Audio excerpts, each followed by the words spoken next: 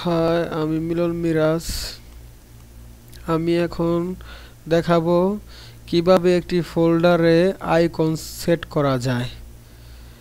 Icon set করতে প্রথমে আমাদের মাই কম্পিউটার ওপেন করতে হবে। ওপেন করার পর এখন আমাদের একটি ফোল্ডার সিলেক্ট করতে হবে। এখানে দেখুন, এখানে যেমন ডাউনলোডের একটি আইকন সেট করা আছে, ইন্টারনেটের একটি আইকন, একটি টিক চিহ্ন আইকন আছে, একটি ডিসপ্লে আইকন আছে। এই ধরনের আইকন সেট করব কিভাবে আমরা। আইকন সেট করতে হলে একটি নিউ ফোল্ডার নিয়ে নিলাম আমরা।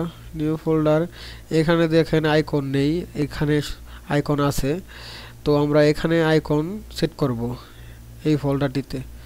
তো আমাদের মাউসের লেফট ক্লিক করে নিচে প্রপার্টিসে ক্লিক করুন। প্রপার্টিসে ক্লিক করার পর এখানে বেশ কিছু অপশন দেখা যাচ্ছে।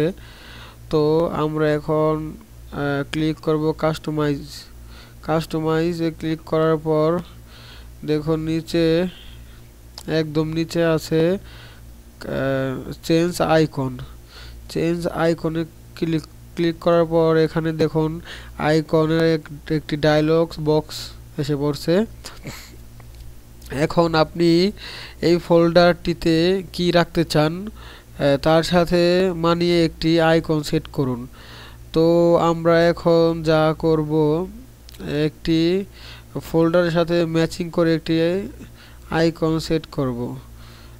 ফোল্ডারে আমরা কি রাখতে চাই, মিউজিক, ধরেন আমরা ফোল্ডারে মিউজিক রাখবো।